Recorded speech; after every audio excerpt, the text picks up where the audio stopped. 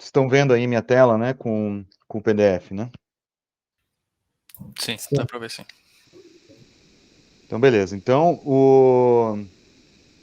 a ideia seria hoje tentar estender algumas das coisas que a gente falou semana passada para o caso de classificação não linear. Deixa eu só tentar explicar um pouco melhor o que que é essa ideia aqui, né?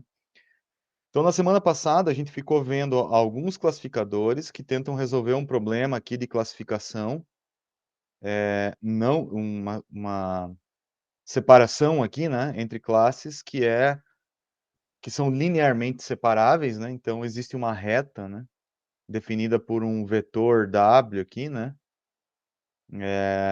Numa equação, um modelo que tem sempre essa forma aqui, né, WTx mais W0.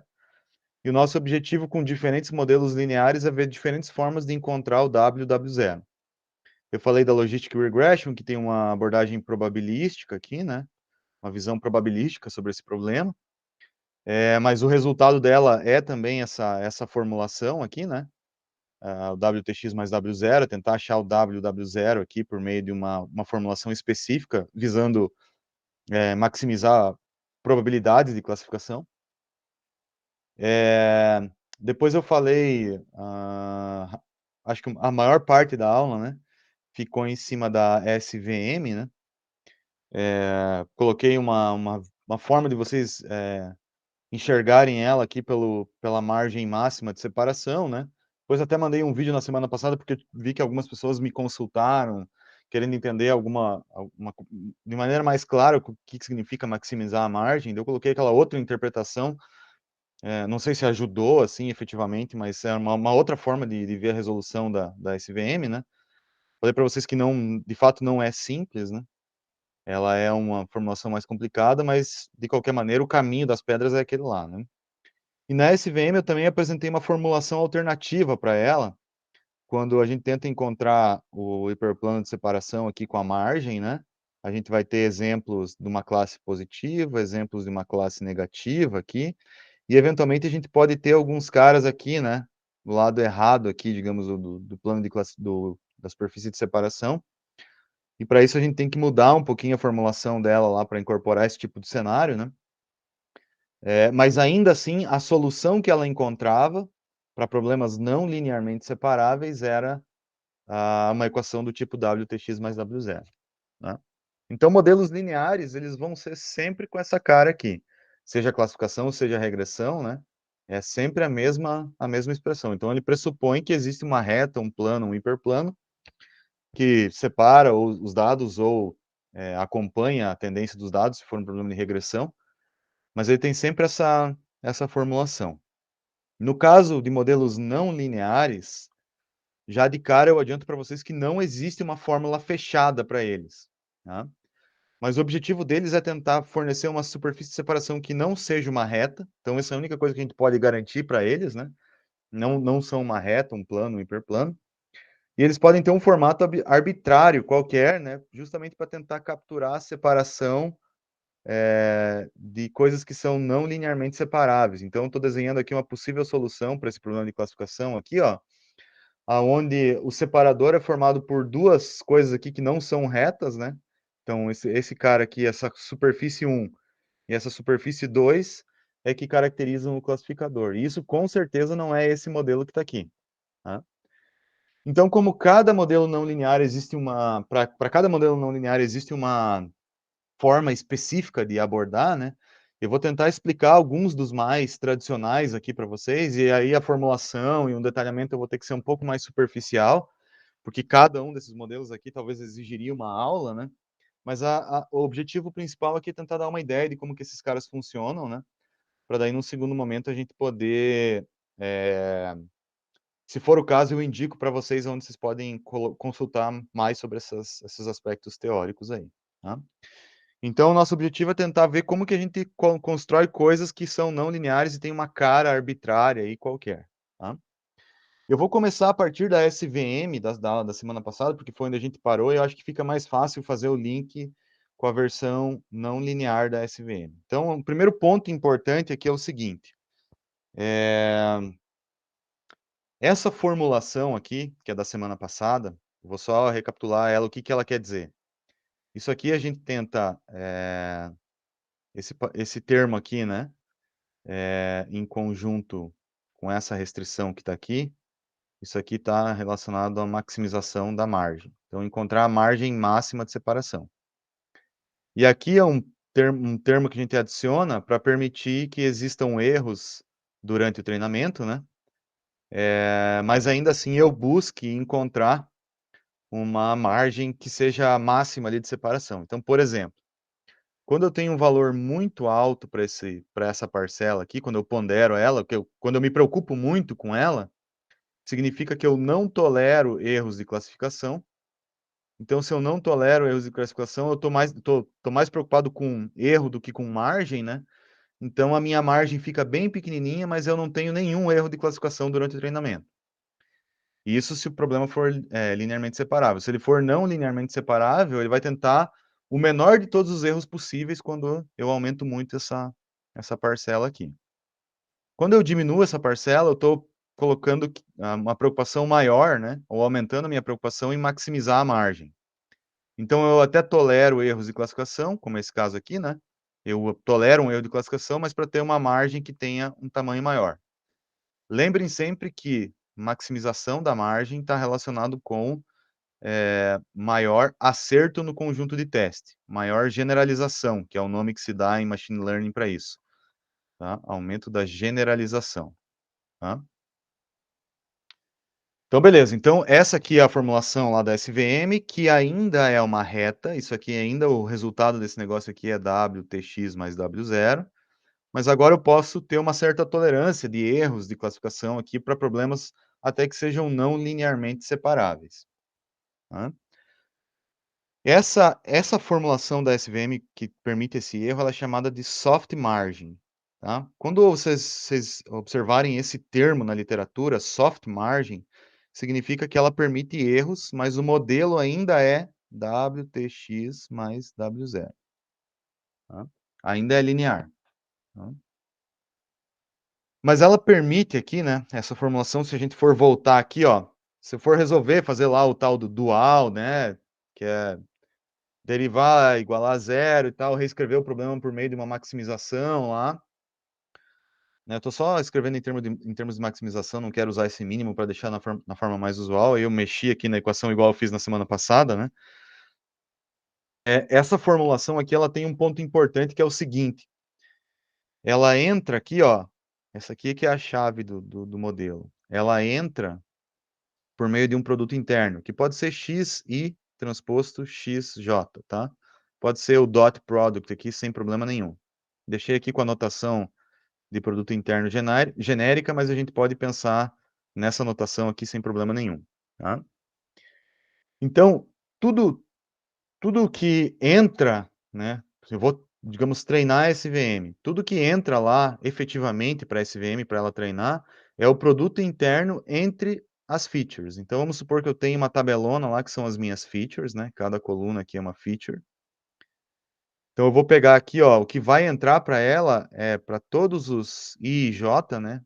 É uma matriz de todas as features contra todas as features, um produto interno entre elas. Então, entre essa coluna e essa daqui, entre a 1 e a 2, a 1 e a 3. Tudo que entra para o algoritmo para ele ser treinado é o produto entre pares de features. Né? Produto interno entre esses caras aí. É uma matrizona de produto interno. Né? Pelo fato dela ser formulada dessa maneira, isso permite que a gente inclua uma mudança nesse produto interno aqui, que é, ao invés de eu usar esse produto interno dessa maneira aqui, eu posso trocar esse produto interno por uma coisa chamada kernel, né, que é a base da SVM aqui, e o simples fato de eu fazer isso, eu já vou mostrar mais ou menos como, né, ele faz com que a SVM tenha uma solução que seja não linear. Tá? Então, o simples fato de fazer isso fornece uma solução desse tipo aqui. Tá? Então, se eu vier trocar aqui isso por um kernel, o que é um kernel? É uma outra expressão. Ao invés de ser o produto interno, isso aqui vai ser uma outra expressão. uma outra conta lá, né? Então tem vários kernels lá, pode ser, por exemplo, um polinômio e tal. Tem alguns critérios aqui que o kernel tem que obedecer, mas você troca isso por uma outra conta e de quebra, se esse kernel tiver algumas propriedades ali, né? O que você ganha é ter uma solução não linear. Então a formulação é exatamente a mesma, tudo igual, você só troca esse produto interno aqui por um kernel e aí ganha a possibilidade de ser uma coisa não linear. Qual que é o fundamento disso daí? Deixa eu explicar a história e depois eu mostro como que isso é alterado, tá? Então a ideia do kernel é uma ideia que vem de um mapeamento, tá? Imagine o seguinte, imagine que você tem um espaço de entrada aqui com duas features, sei lá, x1 e x2 aqui, tá? Nesse espaço aqui, ó, elas são não linearmente separáveis, né? Com essa superfície meio arbitrária aqui, eu consigo separar a vermelha da azul, mas nesse espaço original aqui, elas são não linearmente separáveis, né? Então, não consigo achar uma reta aqui que separe essas duas classes. Vamos supor que eu conheça um mapeamento φ aqui, ó, tá? E esse mapeamento, ele, por exemplo, por meio da elevação da dimensionalidade, esse aqui é um conceito bem importante, tá? O que que significa isso? Significa ao invés de eu ter x1 e x2, agora eu vou ter um x3 aqui, que pode ser qualquer coisa, que quando eu crie essa nova feature, eu consigo, nesse novo espaço aqui, construir um classificador linear. De tal maneira que quando eu volto esse mapeamento para o espaço original, ou seja, eu faço um φ-1 aqui, uma transformação inversa, eu consigo gerar uma coisa não linear como essa que está mostrada aqui. Então, é como se eu fizesse o mapeamento, resolvesse o problema linear aqui, ou seja, aqui ele é um WTX mais W0, e quando eu voltasse para cá, eu consigo essa coisa não linear. Dá para entender esse fundamento aí, gente?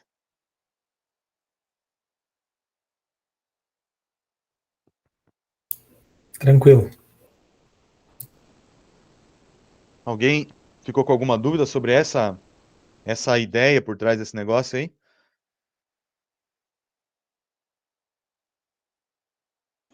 A princípio, tranquilo.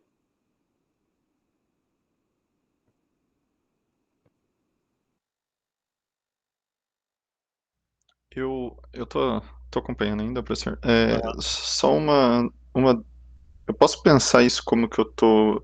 Quando eu faço a volta, é, seria uma forma de desenhar isso mudando o plano cartesiano ali? Não sei. É como se ele deformasse o plano cartesiano, né? Aham, E aí na volta, isso aqui que é uma reta nesse espaço maluco aqui, que eu nem sei o que que ele é, ele nesse espaço original ele fica deformado, né?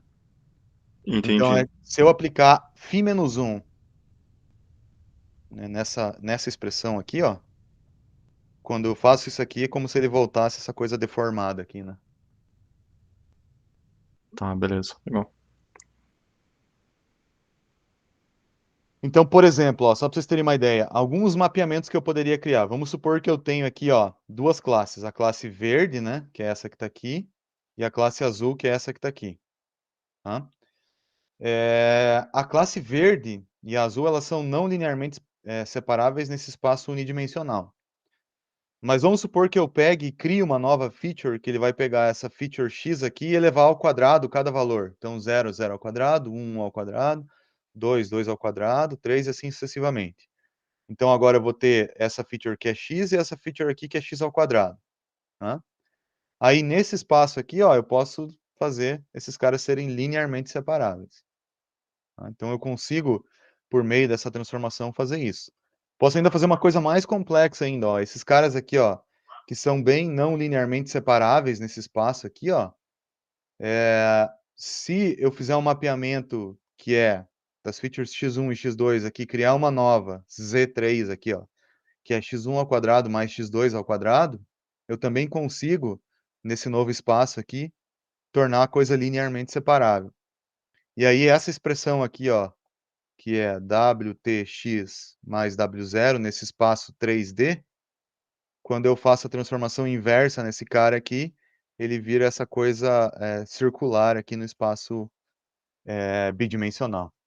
Tá? Então esse aqui que é o fundamento por trás desse negócio. Qual que é o problema disso, né? E por que que a gente não usa isso diretamente na SVM?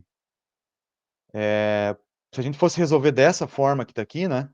A gente precisaria conhecer quem é φ e, e conhecer depois a transformação inversa, né?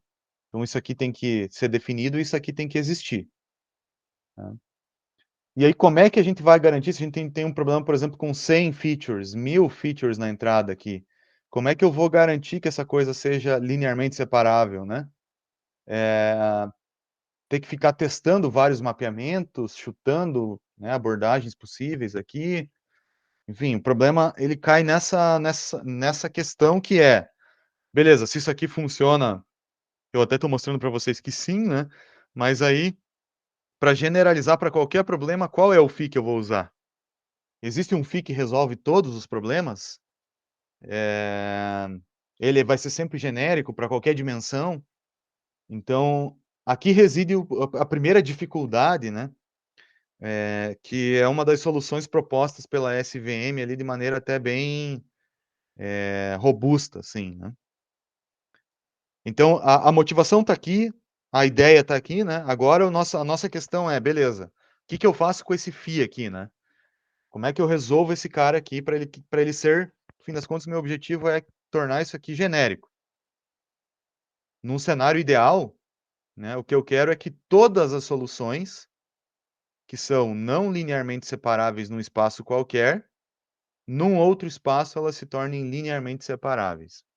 Nem que eu tenha que aumentar a dimensão e nem que essa dimensão seja infinita. Isso aqui é uma coisa bem abstrata, mas, enfim, matematicamente isso aqui é um fundamento por trás da SVM. Tá?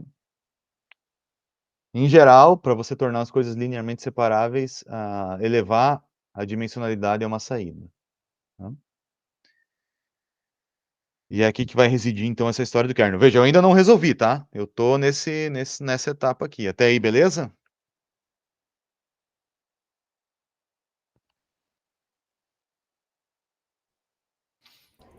Beleza, sim. Sim.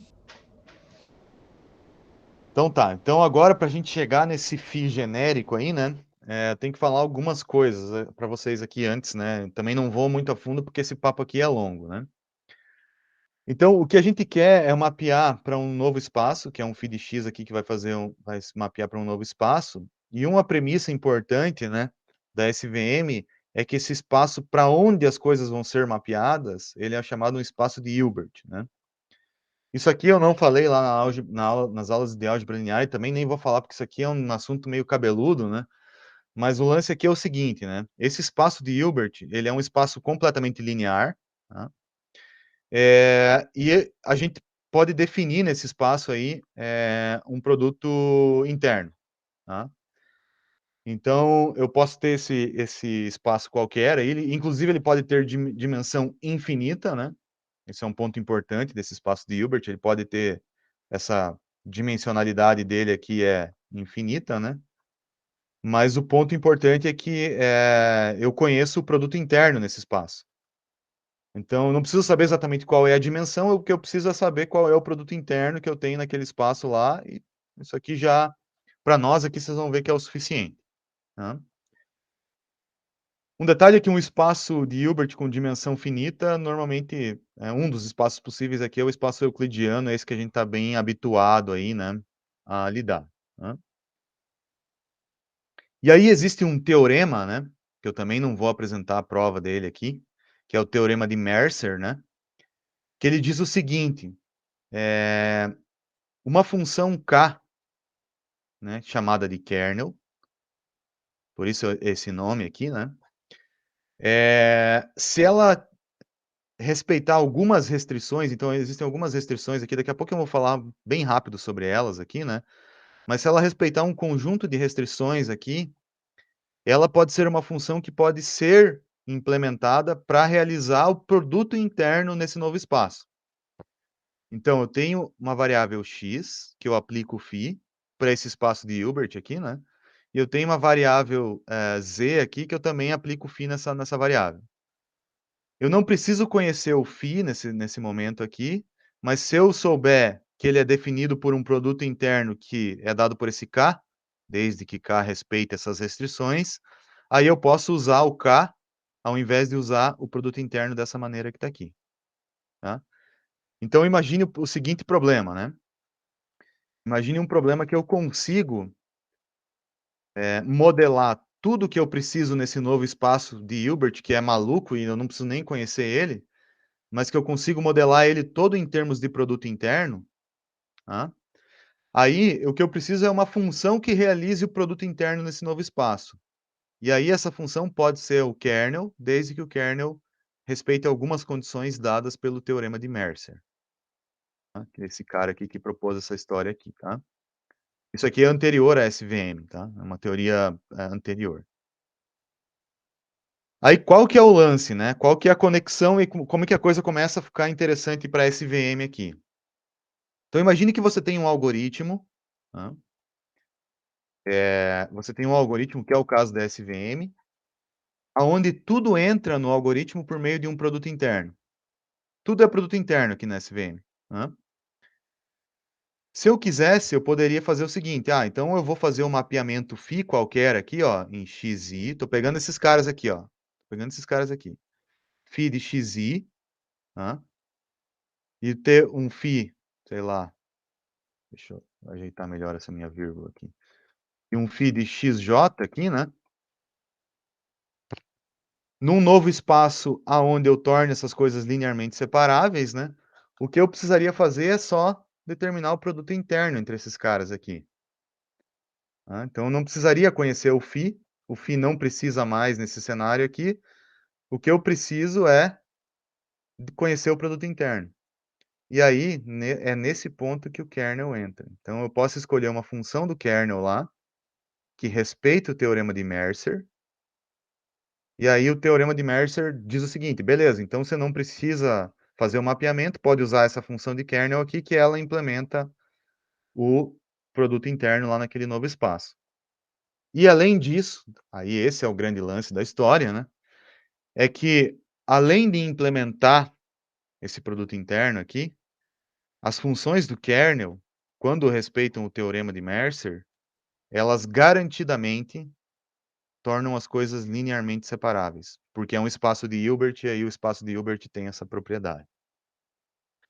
Então olha a maluquice, isso aqui é meio complexo de entender, mas esse é o ponto chave da SVM. Deixa eu voltar aqui no exemplo. Eu estou falando o seguinte, ó, vai existir um mapeamento que vai tornar as coisas linearmente separáveis nesse novo espaço de Hilbert ali, né. Eu não preciso conhecer o φ nem o φ menos 1, o que eu preciso é só conhecer o produto interno que é dado pelo kernel, e se o kernel respeitar aquelas condições todas, ele vai garantir essa separação linear, tá, ele vai garantir que isso ocorra, né, e aí eu não preciso me preocupar com escolher o φ, eu só preciso me preocupar com escolher um kernel que satisfaça essas condições. E aí eu ganho de presente, digamos assim, né, tudo isso que eu estou mostrando para vocês aqui, que eu mostrei nesse exemplo, mostrei no exemplo anterior, que é o seguinte: eu consigo um φ genérico, que vai tornar sempre as coisas linearmente separáveis, essa é a propriedade, né, porque isso aqui está amarrado por meio de uma prova, né, por um teorema matemático. E aí o lance é que eu não preciso conhecer o φ, né, só definindo o kernel, eu consigo resolver a a formulação dessa maneira. Ah, mas se o meu algoritmo não fosse escrito em termos de produto interno, que é o caso da SVM, né, se eu não tivesse isso aqui, daria para usar? Não, não dá, tá. Não dá para usar. Conseguiram pegar essa ideia aí? Que esse negócio é bem confuso, assim. Então, eu fiquei com uma dúvida agora. Uhum. Se eu defino o kernel, beleza, esse kernel vai encontrar um φ genérico. É possível esse kernel ficar rodando infinitamente?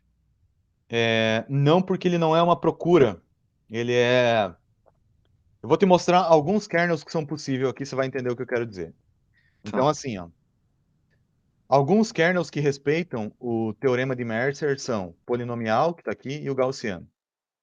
Tá? O que que significa isso? Significa que se eu tenho 2 variáveis x e z, tá? Que eu quero fazer o produto interno delas lá no espaço H, que é o espaço de Hilbert, né?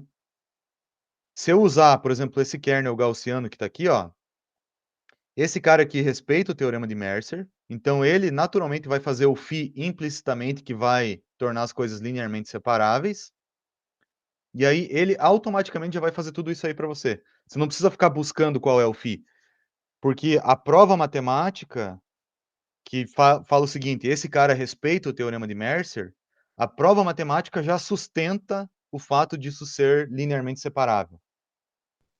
Ah, sim, então, ou seja, já tem uma função pronta para descobrir esse φ.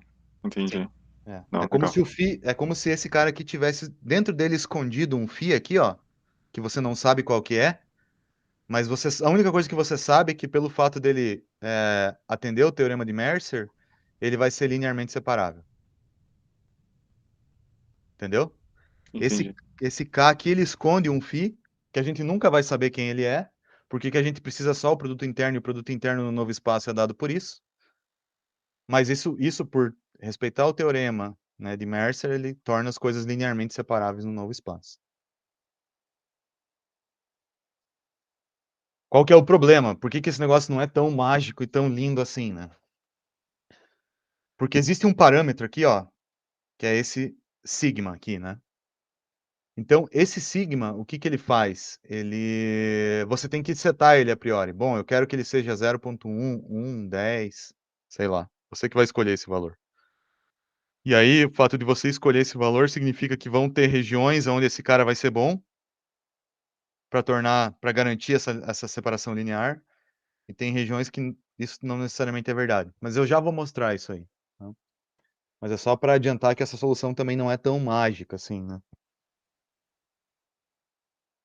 Mas não sei se eu respondi a tua pergunta aí. Sim, sim. Pessoal, conseguiram acompanhar até aí? Mesmo que seja pelo menos a intuição da coisa?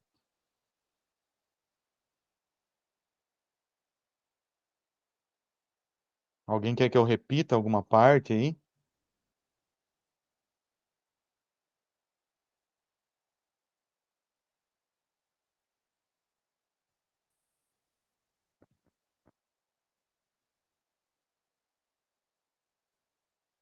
Tá, só mais algumas observações aí, né?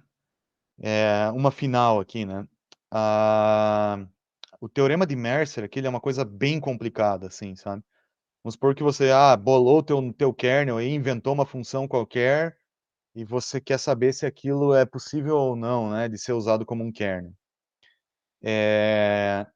Na prática, o que acontece é que para provar isso matematicamente é muito complicado, né? Então, uma coisa que se faz é montar. Então, você tem lá toda a matriz de x e xj aqui, de todos os produtos internos que você quer fazer entre todos os pares de features, né? Você pega a tua função do kernel, aplica em cima disso aqui, monta uma matriz lá de todos os pares contra todos os pares, né? E aí verifica se essa matriz é positiva definida. O que que significa fazer isso? Olhar os autovalores dessa matriz, né?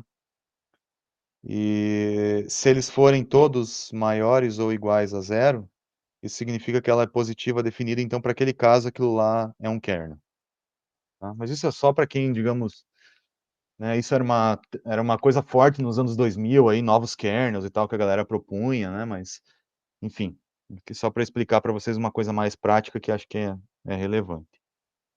E aí, só voltando para a SVM, então, o que que torna a SVM aquela reta WTX lá, que é a solução da SVM anterior lá, né?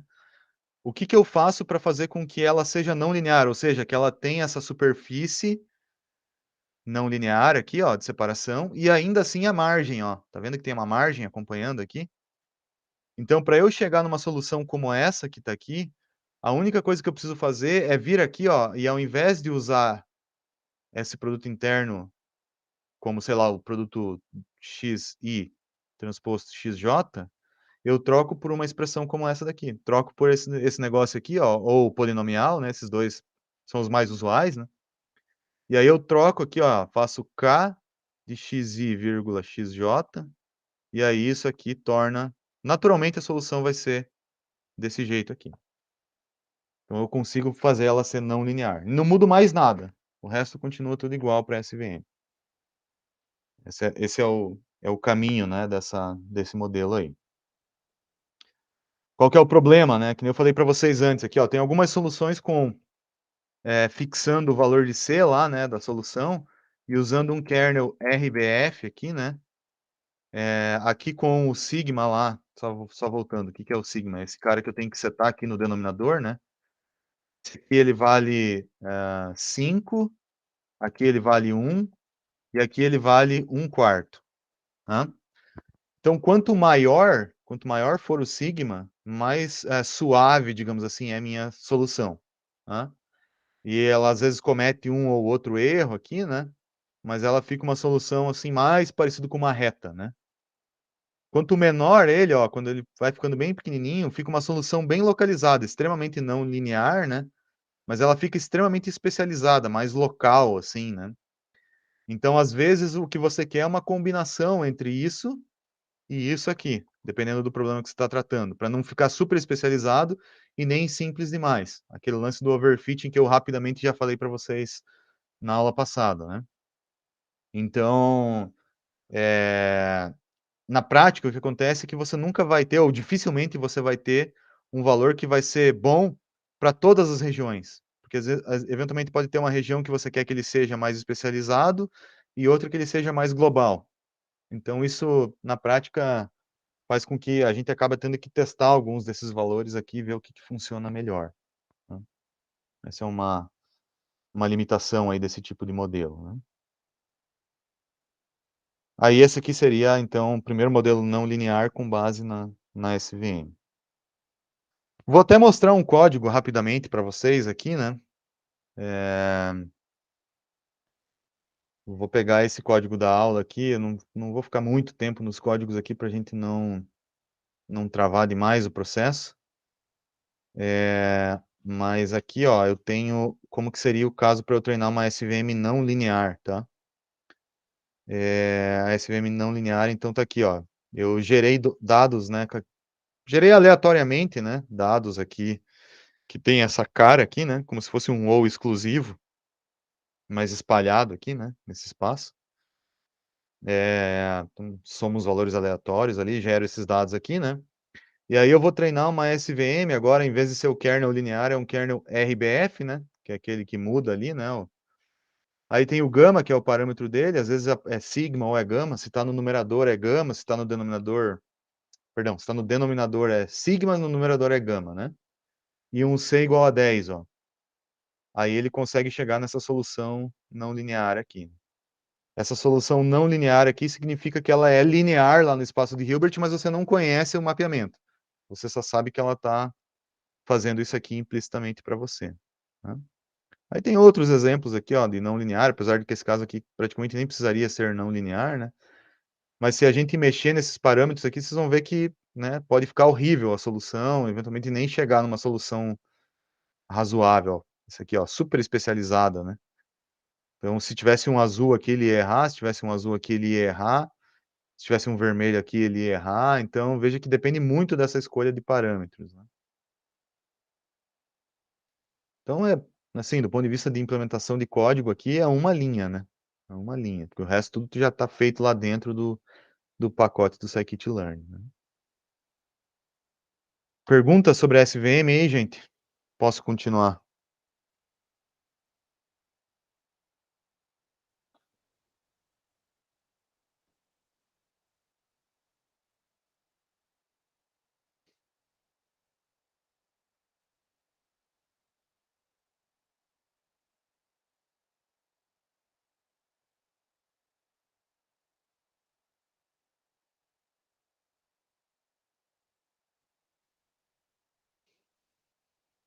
Então, beleza, vou continuar aqui, vou para o próximo modelo não linear. Esse aqui é mais simples, assim, talvez seja bem conhecido já de vocês, né? Que é a chamada a árvore de decisão. Tá? Estão me ouvindo aí, né? Estamos sim, professor. Sim.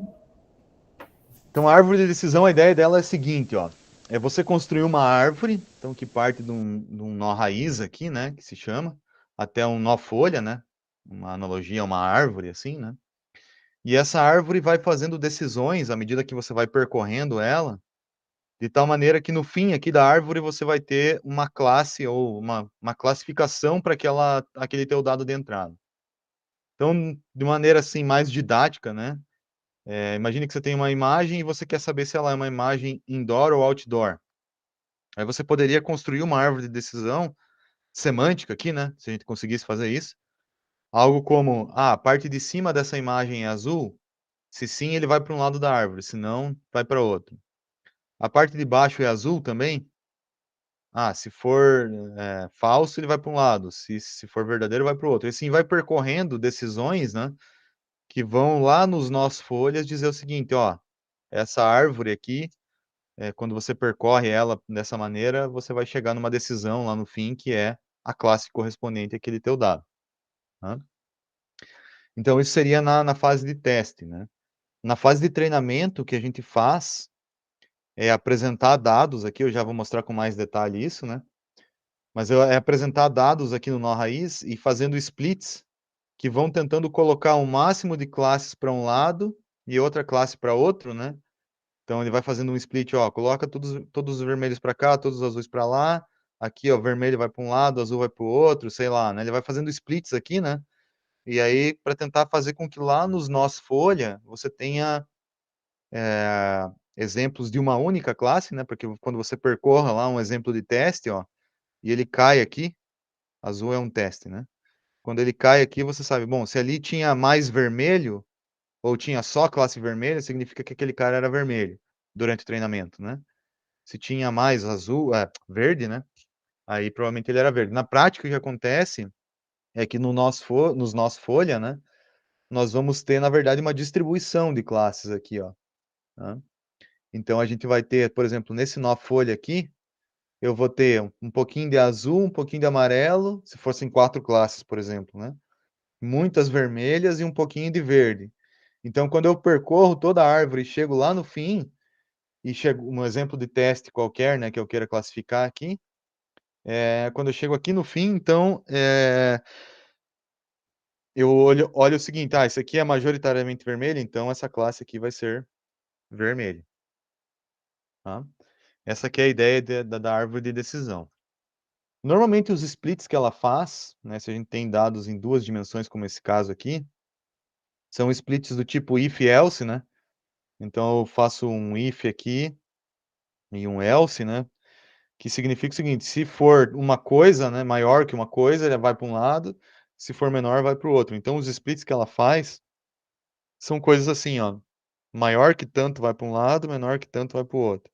Depois faz um split assim, e assim sucessivamente. Ela vai fazendo vários splits desse jeito aqui, de tal maneira que ela consegue construir umas separações, assim, com base nesses splits, né? Que são bem... É sempre meio quadradão, assim, né? Mas ela consegue separar bem uma classe da outra, e aí tem essa separabilidade aqui que vai gerar a classificação final. Né? Então, como você está concatenando if e else, né? Você está sempre colocando uma separação para cá, outra para lá e tal, de tal maneira que a cara da tua superfície de separação final vai ser uma coisa mais ou menos como essa que está aqui. Tá? Né? Genericamente falando aí, né? Aí o problema é, tá bom, como é que você define esses splits, né? Como é que você separa essas coisas aí? E aí existe algumas técnicas para isso, né? Alguns desses splits, eles sempre buscam tentar fazer o que eu estou mostrando nessa imagem da esquerda aqui, ó. Para cada split que eu faço, eu tento sempre colocar o máximo de uma classe para um lado, o máximo de outra classe para o outro e tentar deixar elas o menos não informativo possível. O que significa isso, né? O que significa ser não informativo? Um split como esse que está aqui, ó, na direita, ele não faz nada, né? Você tinha a mesma quantidade de vermelho e verde em cima, fez o split e continua com as mesmas proporções, né? Então isso aqui é uma árvore que não está separando as classes, não está fazendo um split que fornece isso que eu mostrei aqui, né? Então esse tipo de modelo, o que a gente faz é tentar usar algum critério que se aproxime mais do cara da esquerda do que no cara da direita. Então, o critério mais usual para isso é o chamado ganho de informação ou redução de entropia, tá? Eu vou escolher um split, ou seja, eu tenho vários lugares onde eu posso fazer um primeiro split dessa árvore aqui, ó. Primeiro if else, que é esse cara aqui, ó. Posso ter várias opções aqui, né? Qual desses caras aqui que vai fornecer o maior ganho de informação? Que eu já vou mostrar o que que ele é. Ou a redução de entropia. Ah, vou chegar, sei lá, testar vários splits verticais, vários horizontais. Cheguei à conclusão que esse cara aqui foi o melhor. Então, esse vai ser o primeiro if else que eu vou colocar aqui. E aí eu vou crescendo a árvore com essa ideia, fazendo sempre splits que eles maximizem esse tal de ganho de informação. Esse é o fundamento por trás dessa árvore aí, né? De uma decision tree, né? Esse que é a motivação. Então, como que funciona esse ganho de informação? Esse ganho de informação, ele pressupõe algumas coisas aqui, tá? Então, eu vou tentar mostrar a equação, mostrar mais ou menos uma aplicação dela aqui, para vocês tentarem, pelo menos pegar a intuição desse negócio aqui, né? Então, a equação é essa daqui. Isso aqui é o ganho de informação, esse IJ aqui, né? Então, J se refere a um nó qualquer aqui, né, da árvore. SJ são os exemplos que estão entrando. Aí tem o SJL e SJR, que são os caras que estão saindo da árvore. Esse símbolozinho aqui, ó, como se fosse um módulo, né? Ele está relacionado à cardinalidade, ou é a quantidade total de exemplos que tem, que pode ser a quantidade de exemplos que está chegando, né? Entrando no nó, ou a quantidade de exemplos que está saindo, tá?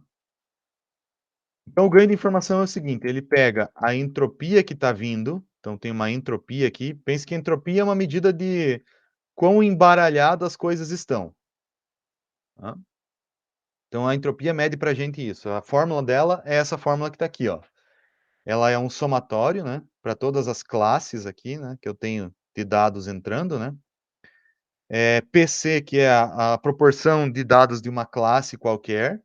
Então, vamos supor que eu tenho num nó S 10 exemplos da classe C1 e 10 exemplos da classe C2, ou seja, está vindo 10 de C1 aqui e 10 de C2, tá? A entropia ela vai ser uma soma para todas essas duas classes aí, né? Então, um valor negativo, então, negativo da soma das duas classes. Então, como eu tenho só duas classes, esse somatório vai de 1 a 2, né? E aí ela tem 10 exemplos de 20 no total para a classe 1 e 10 e 20 para a classe 2. Então, como que seria essa fórmula para a classe 1? 10 sobre 20 vezes log. Normalmente esse log é na base 2, tá? Para a medida de entropia. Vezes log 2, 10 sobre 20. Isso para a classe 1. Mais a mesma coisa, 10 sobre 20, log 2, 10 sobre 20 para a classe 2. Somando essas duas coisas aqui, eu teria, e multiplicando por menos 1, que é o que está aqui, eu teria a entropia, então, de uma quantidade de dados que está chegando, tá? Aí eu faço um split, então vai vir uma quantidade de dados para a esquerda e para a direita. Aí o que eu faço é somar a entropia de tudo isso, né? A entropia do que está para cá, ponderado pela quantidade de dados que vai para esse lado aqui, né? E a entropia do lado direito ponderada pela quantidade de dados que vai para o lado direito. Então, eu tenho a entropia, ou quantas coisas estão embaralhadas antes, e quanto, então, estou chamando aqui embaralhamento antes, né?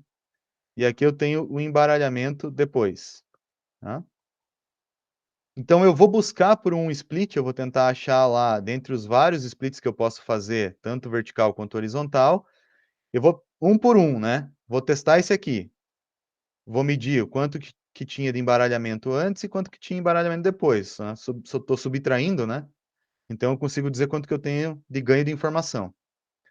Ah, beleza, esse aqui deu, sei lá, 10. Né? Esse número nem é possível, mas beleza. Na verdade está sempre entre 0 e 1. Então deixa eu colocar aqui 0, 1. Aí beleza, vou fazer para esse cara aqui. Para esse outro deu 0,6. Aí para esse último aqui deu, sei lá, 0. E eu vou testando todos esses caras aqui e eu vou pegar aquele que deu o maior ganho de informação. Tentando colocar um pouquinho mais numericamente isso, né? Só para dar um caminho de como que vocês poderiam enxergar isso aqui. Não vou resolver tudo, que senão a gente vai ficar muito tempo em cima disso aqui. Mas vamos supor que eu tenha esses dados de entrada aqui, ó, os dados verde e vermelho aqui, né? Estou fazendo um split aqui em cima, que joga 2 vermelho de 12 no total para cá, 4 de verde de 12 para cá, 6 de 12 de dados, que agora são vermelhos e verdes, para cá. Tá? Então joga 2 aqui, 4 aqui e 6 aqui. Tá? Então dos 12 no total é assim que ficou distribuído. Tá? E aí eu vou aplicar a fórmula do ganho de informação, que é essa fórmula aqui, combinada com a fórmula da entropia. Então, quanto que eu tenho de entropia no começo, né? Então, quanto que eu tenho de entropia na entrada aqui, né? Entropia, então, eu tenho 6 verdes de 12, 6 vermelhos de 12. Então, a entropia vai ser H de 6 de 12, 6 de 12. Como é que eu faço essa conta? 6 de 12 sobre log 2, 6 de 12, mais 6 de 12 log 6 de 12. Né? Você poderia fazer essa continha aqui, você vai ver que isso vai dar o valor de 1. Aí, com uma regrinha de sinal aqui e tal, não vou fazer, né? Então, isso aqui está dizendo que você tem 1 bit, né? Bit é a medida que se usa para entropia, né? O que significa? Essa medida ela vai entre 0 e 1, né? O que significa essa medida ser 1? Significa que eu tenho a máxima entropia, a máxima embaralhamento de classes aqui. Isso aqui é totalmente não informativo. Tá tudo tão embaralhado ali que eu não tenho, na verdade, nenhuma informação, né, relevante acerca da separabilidade das coisas. Só que quando eu faço um split aqui, ó, o que acontece? O split, então, eu tinha 1 antes, então estou aplicando essa fórmula aqui agora, que é o ganho de informação. Eu tinha 1, agora eu vou colocar menos essa fórmula aqui. Essa fórmula vai ser um somatório para cada ramo, ó. O ramo C1, o ramo C2 e o ramo C3. Então, aqui está o ramo C1, aqui está o ramo C2 e aqui está o ramo C3. No ramo C1 eu tenho 2 de 12 no total, então é esse númerozinho aqui, ó. Quantidade que veio para cá em relação ao total, 2 de 12. E a entropia que eu tenho aqui é o seguinte, eu tenho 0 verde e eu tenho todas vermelhas, né? Então é uma entropia de 0 e 1. Aqui no C2 eu tenho 4 de 12. Eu tenho todas verdes e nenhum vermelho. Então é uma entropia de 1 e 0. E para cá eu tenho 6 de 12. Desses 6, 2 são verdes, 4 são vermelhos. Então, se eu aplicar toda essa fórmula aqui, vocês vão ver que eu tenho 0,541 bits de ganho de informação. Isso é o quanto que eu ganho de informação ao fazer esse split. Se eu fizesse a mesma coisa aqui, ó, fizesse essa conta para esse split aqui, ó, que está todo mundo embaralhado embaixo também, o meu ganho de informação seria 0. Ou seja, eu tenho 1 bit de entropia aqui, e no total aqui embaixo eu também tenho 1 bit de entropia. Então, daqui para cá eu não ganhei nada de informação. Tem um ganho nulo aí, né, de ganho de informação medido por meio dessa entropia aí, né? Então, como que funciona o algoritmo da Decision Tree, né? Você calcula primeiro a entropia para o teu dataset completo, e aí vai dividindo para cada feature, né? Você vai dividir em intervalos, um grid que pode ser linear, ou pode ser baseado em algum tipo de histograma e tal. Tem outras árvores mais modernas que, ao invés de você fazer um split só horizontal ou vertical para cada feature, né? Um split desse jeito aqui, né? Pode ser um WTX, né? Pode ser uma coisa não linear, enfim. Isso aqui não é muito usual, o mais usual é esse cara aqui, mano. E aí você calcula, por exemplo, para cada um desses caras, quanto que você ganha de informação. Então você vai separar em um grid linear aqui, para feature X1. Ah, foi esse cara aqui. Ah, então beleza. Então esse vai ser o teu primeiro candidato aqui dessa feature X1. Vai repetir para feature X2 e viu que esse aqui deu melhor para X2 e esse aqui é melhor que inclusive que a X1. Então esse cara vai ser o primeiro split da árvore. E aí você, né, faz o split e daí continua analisando a partir daquele split ali, uma quantidade de dados para um lado e outra para o outro, né? Repetindo esse processo, ou seja, crescendo a árvore, né? Até algum critério de parada ser atingido, tipo o máximo tamanho da árvore, ou existem outros critérios aí, mas enfim. Então essa que é a ideia aqui dessa árvore de decisão. Deixa eu mostrar aqui um código para vocês, da árvore de decisão, só para vocês verem a cara dela, né. Então estou pegando os dados lá aqui eu acho que ainda é, se não me engano, do UCI lá, né, que eu peguei só 2 features, né. E aí eu tô treinando uma árvore de decisão, que é um critério um pouquinho diferente do ganho de informação, tá, esse Gini aqui, mas é bem parecido com esse ganho de informação que eu mostrei, com um comprimento máximo de 4, ou seja, eu vou até, um comprimento de 4 para essa árvore. E aí aqui está o resultado, ó, veja que são sempre uma coisa meio quadrada aqui, né, deixa eu tentar dar um zoom aqui, ó, veja que ela sempre tem umas coisas meio quadradinhas assim, né, porque como o split ele é horizontal, vertical nesse caso aqui, essa é a cara da árvore de decisão.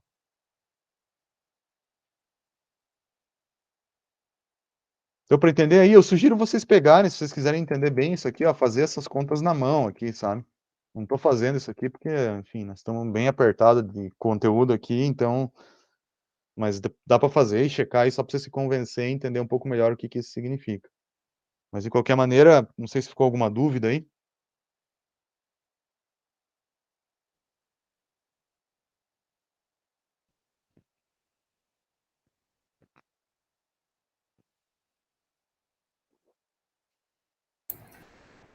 Além desse exemplo de baixo ali, que tá, o ganho de informação é muito pequeno, ou zero, no caso, Uhum. qual outra dificuldade que eu posso ter com esse método? Porque ele me parece, quando eu tenho um ramo, eu vou chamar de pesado, ou que tenha muita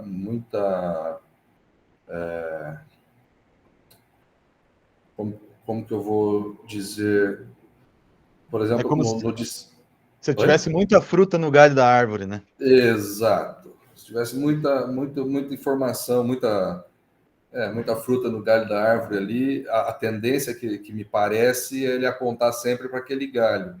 Não É, sei se é uma esse das dificuldades. você matou, é isso aí. Esse é o grande problema desse método e por isso que ele acaba, tendo, assim, uma característica de overfitting, assim, bem grande, sabe. Ele às vezes ele funciona muito bem, mas funciona muito bem para os dados de treino, assim, e os dados de teste ele falha bastante, né.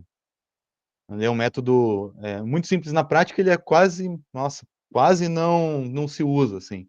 Mas como ele é base para um monte de coisa que eu quero mostrar daqui a pouco, então acho que vale a pena explicar ele com calma, sabe. Esse é aquele rules que o pessoal fala, de regras. Não sei, acho que não. Acho que esse de Ah, regras é sistema especialista, é outra coisa, assim, sabe. tá, ok.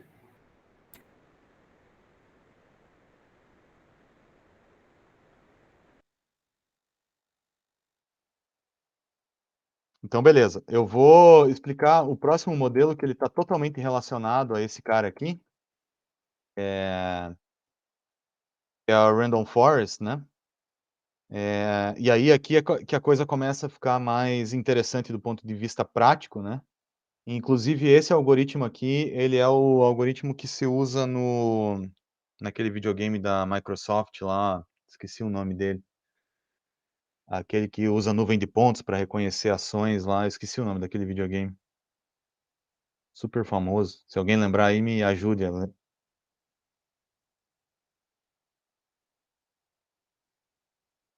fugiu o nome. Mas enfim, eh, a ideia desse cara aqui é a seguinte, né, ao invés de você treinar só uma árvore desse tipo que eu estava mostrando aqui, você vai treinar várias árvores. Então você vai ter uma árvore de decisão aqui, uma outra árvore de decisão aqui, e você vai ter, sei lá, centenas de árvores de decisões aqui no final, tá. Vou colocar a mesma nomenclatura aqui que é B, né.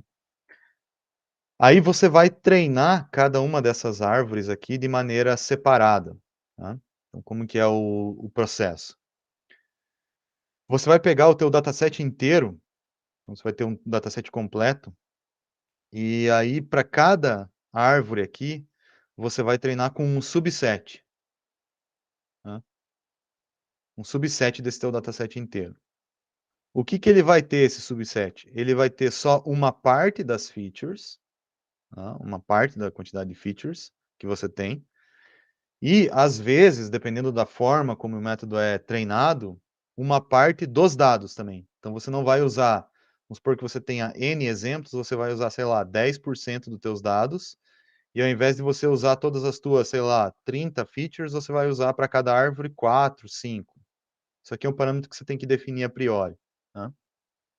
Então, se você for olhar individualmente, essa árvore aqui, ela é treinada de maneira muito pobre, né? Com só uma parte dos dados e só uma parte das features. Essa aqui também.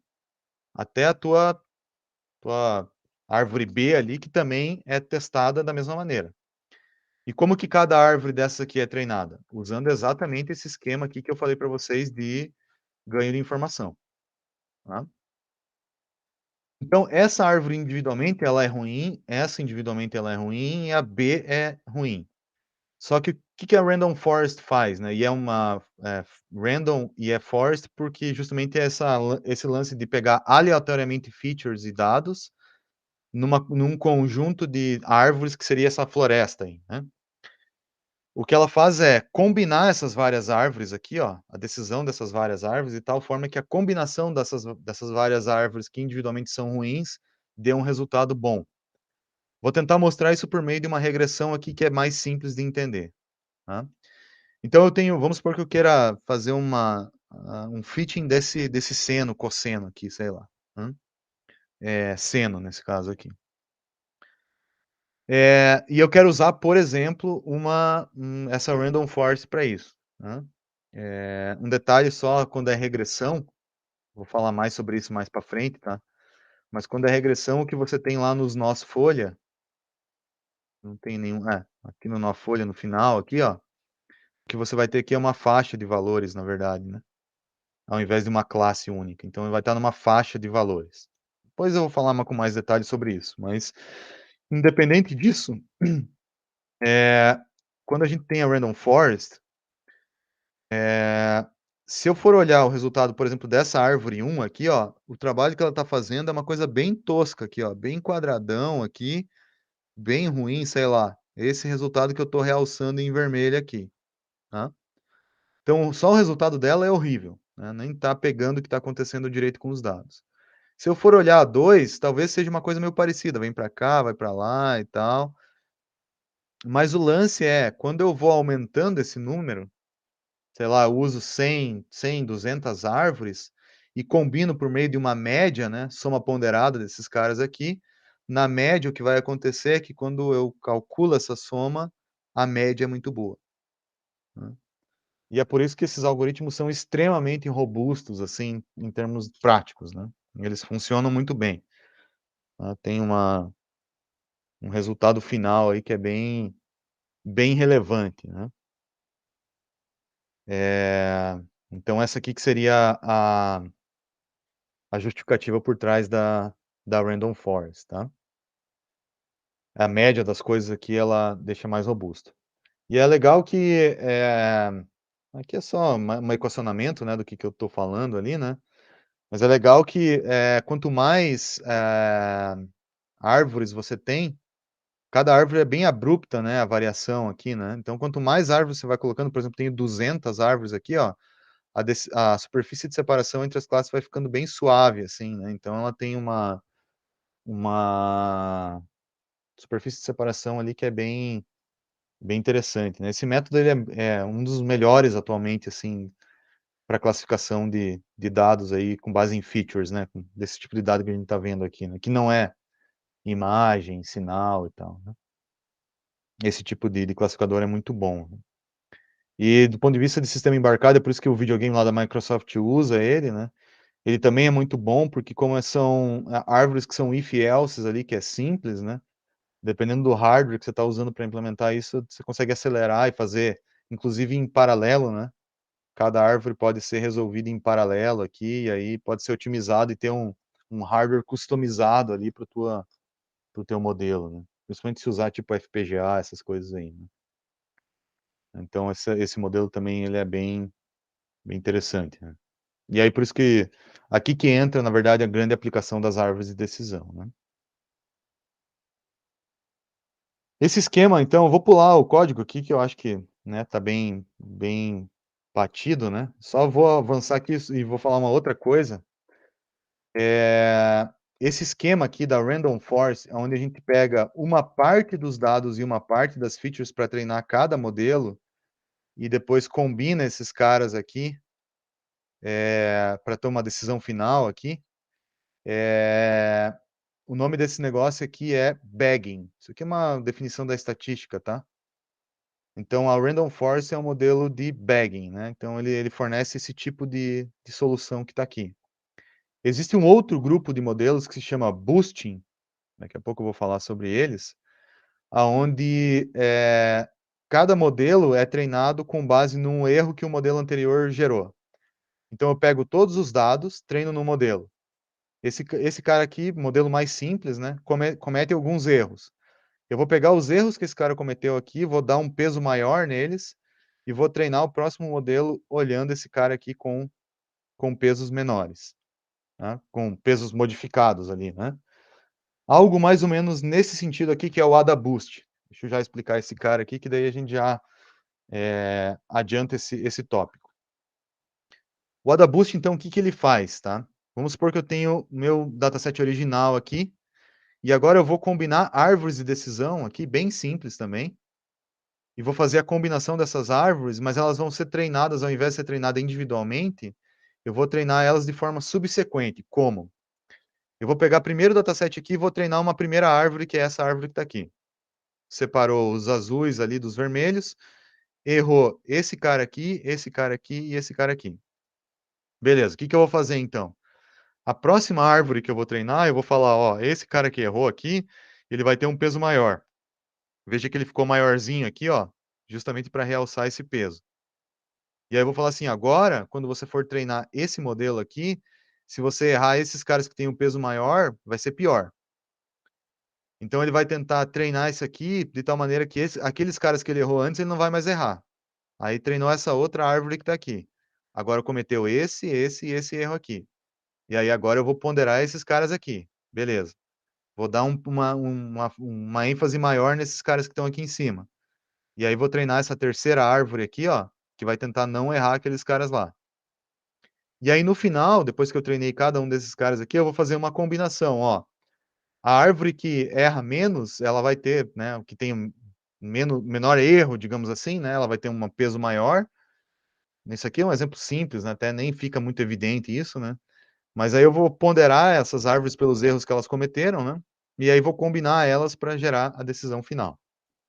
Então, esse tipo de abordagem aqui, que é a abordagem do AdaBoost, né, que é um algoritmo também bem clássico aqui, é uma abordagem de boost, né, boosting, aonde o próximo modelo olha para o anterior, né, e tenta não cometer os erros que o anterior cometeu. Esse aqui é uma outra forma também baseada em árvore. Esse aqui também é um modelo bastante usual aqui na literatura, né?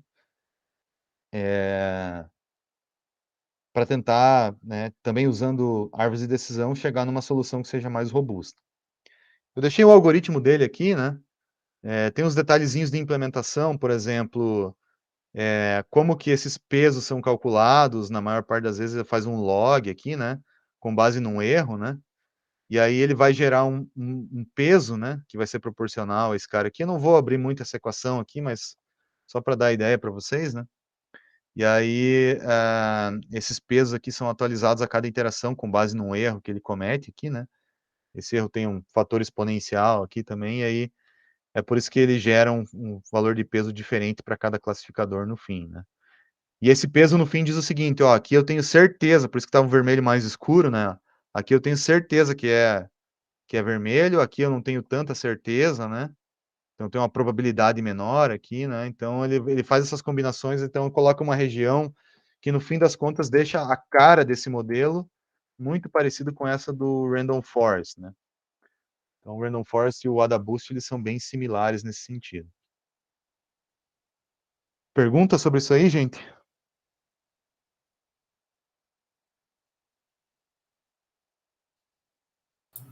Professor, esse AdaBoost tem problemas com overfitting ali? Ele tem mais menos, assim, né? é que eu já vou mostrar uma variação dele aí, que se usa na prática, hein? Que aí ele é um pouco menos suscetível a overfitting, tá? Mas pode acontecer também. Obrigado. Alguém mais ia perguntar alguma coisa, hein?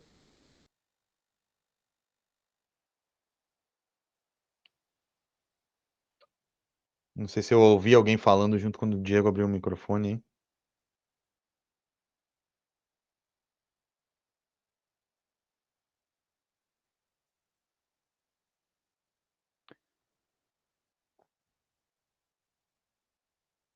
Tá. Então deixa eu só falar rapidamente do último grupo aqui. Depois eu quero falar também do KNN aí, que é um classificador bem simples, mas vale a pena eu comentar rapidinho sobre ele aqui. Então, o AdaBoost ele não é tão usual na prática. Tem, né, outros modelos que são pequenas variações do AdaBoost ali, com outros critérios que usam essa mesma filosofia de boosting aí, né? Que seguem esse modelo, né? Mas a ideia por trás dele tem um outro grupo de métodos aí chamado Gradient Boosting, né?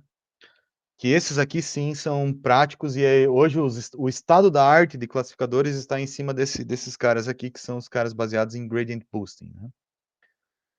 Então, eu vou mostrar só a ideia bem geral dele aqui, porque isso aqui também tem 200 variações na literatura, é difícil explicar isso aqui com guarda-chuva geral, então eu vou mostrar mais a ideia para vocês aqui, tá?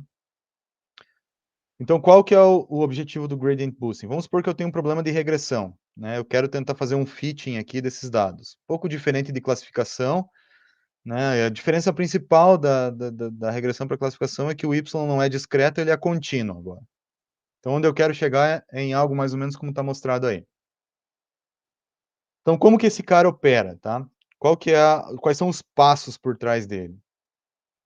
Ele vai olhar para o erro, né? Mais ou menos igual ao AdaBoost olha, mas de uma maneira um pouco diferente. Então, ele faz o seguinte: ele vai primeira tentativa que ele vai dar é como se fosse o primeiro modelo aqui, né? Que você vai treinar do AdaBoost, né? O primeiro modelo que você vai colocar ali é a média de todos os dados. Não vai falar assim, ó, sei lá, faz uma média aqui, dá 10, esse é o teu primeiro modelo. Então, esse é o primeiro cara que vai aparecer ali na tua modelagem. Beleza, e daí com base nesse cara aqui, o que você vai fazer? Você vai medir o erro que o teu estimador está dando em relação àquilo que deveria ser. Então, tá, essas barrinhas aqui representam um erro. Você vai ter um erro para todo mundo aqui. Né? Aí o teu próximo modelo, né, aquele modelo sequencial, igual eu falei para o AdaBoost ali, né, que está olhando para o erro do anterior, ele vai treinar uma árvore de decisão, por enquanto uma árvore de decisão bem pequena, mas na prática essa árvore de decisão aqui pode ser enorme, tá? Pode ter vários, pode ter, sei lá, um comprimento de 10, 20, até 100, depende do estilo do algoritmo, tá? Aqui eu estou com uma árvore de decisão de duas, só um split, tá? Duas folhas. E aí ele vai treinar essa árvore de decisão para tentar prever o erro. Tá? Então ele vai usar o erro. Então daqui, o que ele usa para treinar essa árvore de decisão é exatamente o erro. Então ele treinou essa árvore de decisão que faz um split de 2 aqui, ó. Para cima de 50 vale menos, né, a média dos dados que estão para cá. Para baixo de 50 vale 49,5, na verdade, né? Vale 6. Então esse é o segundo modelo que você tem. Modelo ruim ainda, né? Aí o que você vai fazer? Você vai calcular o erro desse modelo aqui, né? Então tem um erro aqui, né? Mas o que você faz na prática, né, é que você não usa direto o erro só desse modelo, né? Você vai usar o erro da árvore de decisão. Então esse aqui eu vou chamar de modelo 2. E você vai também já usar o erro do teu modelo 1, M1. Então o que você vai fazer? Você vai pegar o que o teu modelo 1 está dando, o que o teu modelo 2 está dando, que na verdade é esse split aqui, né? E aí você vai ponderar com o que a gente chama aqui de learning rate, né? O resultado do teu modelo 2. Tá? Então, ao invés de você dizer que isso aqui vai ser 6, igual a árvore de decisão falou aqui, ó, 6 ou menos 5,9, você vai dizer que isso aqui vai ser um fator, sei lá, 0,1 vezes esses caras aí. Isso aqui se faz para tentar fazer com que o processo de convergência desse cara aqui seja um pouquinho mais suave, não tão abrupto, tá? E aí você vai calcular o erro, esse aqui vai ser então o teu resultado da combinação do modelo 1 com o modelo 2. E agora você vai medir o erro para esse cara aqui, com essa combinação e com essa ponderação. Aí beleza, vai medir o erro, vai dar esses caras que estão aqui. O que você vai fazer? Vai treinar uma nova árvore de decisão, que vai tentar fazer o split daqueles 2 erros lá. E aí, de novo, você vai colocar uma ponderação nesse cara aqui, uma ponderação nesse cara aqui, vai somar com esse resultado aqui, vai somar com aquele primeiro resultado lá, do modelo 1, e assim sucessivamente. Então, se a gente for ver iterativamente o que está acontecendo, você passa de um erro grande no começo aqui, né, com modelos mais simples, né, e aí você vai treinando modelos cada vez mais complexos, né, e vai combinando o modelo atual com todos os anteriores, mesmo esquema que o AdaBoost faz, né, para lá no fim você tentar aproximar o teu modelo com essa cara aqui, né, que vai ser a soma de todos os anteriores até o modelo atual, tá. Então, esse espírito de treinamento aqui é chamado gradient boosting, tá. O gradient boosting, ele é usado em 2 classificadores que hoje são os que ganham todos os desafios do Kaggle aí, né, em termos de desempenho, que eu já vou falar do algoritmo dele, que é o XGBoost, tá, e o LightGBM, tá. Esses caras aqui eu não vou detalhar, tá, a fundo aqui o que cada um desses caras faz, porque no fundo o core desses algoritmos é o gradient boosting aí, né. Mas eles mudam algumas coisinhas, por exemplo, o XGBoost lá usa um negócio chamado Similarity Score para treinar a árvore, né, então é uma árvore um pouquinho diferente da árvore que eu mostrei para vocês. E aí o split é baseado num negócio chamado Similarity Gain, né, que não é exatamente o Information Gain. Ele também tem os outros parâmetros lá de complexidade e tal, né. Mas a base deles é o Gradient Boosting. Então eu deixei aqui um link para o paper original desse cara aqui, e um vídeo que detalha, se vocês quiserem ver o passo a passo, como que essa árvore é modificada e tal, eu deixo essa referência aí para vocês. E a mesma coisa do LightGBM. O LightGBM, então, ele é um cara que a Microsoft propôs, né, e é um modelo mais novo aí também, que é voltado aí o lance dele é mais computacional, não é tanto o algoritmo como base dele é o gradient boosting, né, mas ele tem umas coisas ali de reduzir o uso de memória, melhorar a eficiência, poder ser implementado em GPU, dados em larga escala e tal, né, também deixei aqui a referência do paper original desse cara aqui, caso vocês queiram dar uma olhada. Mas esses caras aqui, assim, é o que eu sempre digo, você quer começar o teu problema de machine learning, pode já largar com esses 2 aqui que esses são os melhores, sabe. O problema é sintonizar os parâmetros deles, mas em todo caso isso eu vou falar mais adiante em outra aula, tá. Aí só um detalhe é o seguinte, né, o gradient boosting quando ele é usado para classificação, aí muda um pouco lá a loss function dele, né, usa a função logística igual da logistic regression lá, né. E aí tem algumas normalizações que você precisa fazer e tal para, né, ser adaptado ao problema de classificação. Também não vou gastar muito tempo detalhando isso aqui, deixei um linkzinho de um vídeo para vocês darem uma olhada como que muda o gradient boosting quando você está falando em classificação. E aí o algoritmo dele é esse daqui. Aqueles passos que eu fui comentando para vocês aqui, né, todas essas etapas aqui, tem um algoritmo, né, que matematicamente ele é formalizado dessa maneira aqui.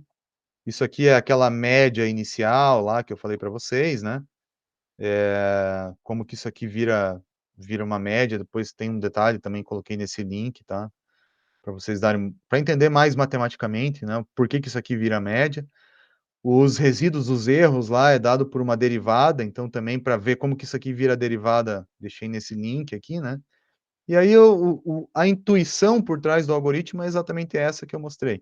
Então o que importa, na verdade, para vocês, acho que nesse momento é entender bem a intuição, porque essa implementação aqui é mais uma maneira matemática de colocar essa explicação aí desse cara, tá.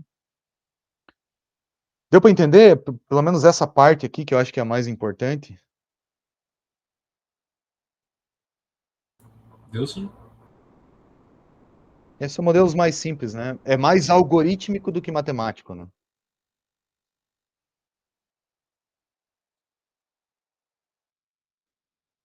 Então, para fechar aqui rapidamente, daí a gente já fecha essa parte de modelos não lineares. Tem um modelo que eu até poderia ter começado com ele aqui, né?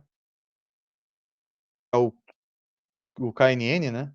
K vizinhos mais próximos aí. Que é um modelo, assim, bem simples. Qual que é a ideia dele, né? Você tem um dataset aqui, inteiro, né? Com as classes 1, 2 e 3 aqui representadas, né? E aí você tem um exemplo que você quer classificar. Você quer saber se esse cara é triângulo, bolinha ou mais.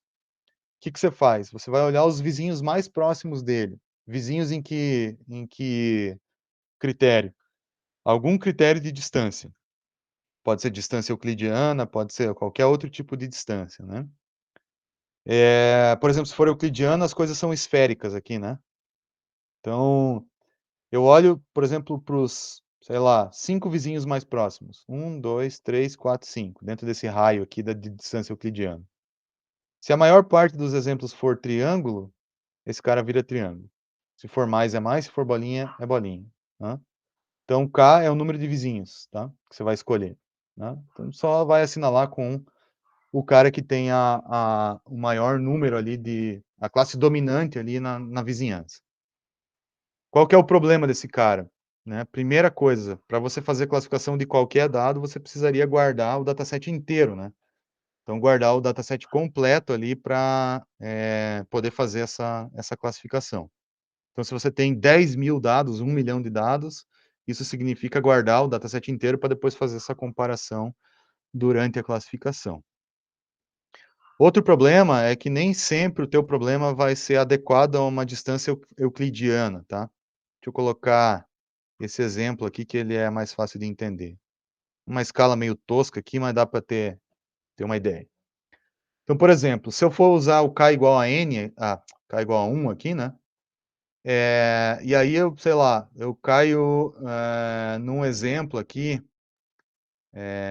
vamos supor, deixa eu ver um lugar aqui que vai ficar legal para ver. Não sei se esse meu exemplo aqui vai ficar tão claro aqui. Talvez não vou conseguir ilustrar exatamente o que eu quero mostrar. Mas enfim, o ponto que eu quero dizer é o seguinte: nem sempre a tua distância de coisas que estão próximas aqui do ponto de vista de distância euclidiana, né? Ó, esses caras aqui do ponto de vista de distância euclidiana, eles estão próximos, né? E o x daqui para cá ele está mais longe, né? Então, na verdade, parece que a distância que melhor se adequa a esses dados aqui é uma distância mais elíptica, né? Como essa que está aqui, ó, tanto para o x quanto para a bolinha. Tá? Distância euclidiana é esférico, tá? É sempre uma bola em torno dos dados lá, né? E esses caras aqui parece que o que está por trás dessa distância aqui não é exatamente a distância euclidiana, né? A vizinhança dele não é isso aqui, né? A vizinhança dele parece que tem mais a ver com essa coisa elíptica, né? O espaço está mais compactado nessa direção aqui, né? Então, na prática, o que se usa bastante aqui, ao invés de usar o KNN aqui com distância euclidiana, é usar uma distância chamada Mahalanobis, tá? Que é uma distância que tenta capturar essa estrutura dos dados aqui, né? Então, é uma métrica de distância assim, alterada em relação à distância euclidiana, que permite achatar ou organizar ali de acordo com o formato dos dados, né? Então, é bem comum você modificar o KNN para usar esse tipo de distância aqui e não ficar dependendo das vizinhanças serem esféricas, tá? Às vezes também se usa um artifício chamado whitening, né? Uma transformação que você faz antes dos dados para tentar deixar eles com uma cara mais esférica, né? Tentar fazer com que você deixe as distâncias mais com cara de distância euclidiana, né? E aí usar o whitening antes de usar o KNN. E aí usar o KNN com distância euclidiana. Isso também às vezes ajuda, assim, né? Uma dica mais prática, né? Mas enfim, só para falar do KNN, só para não dizer que eu não falei dele, né? Porque na prática também não é muito útil, principalmente por conta dessa história de ter que guardar o dataset inteiro aí, né? Beleza aí, rapaziada? Dúvidas sobre o que eu falei?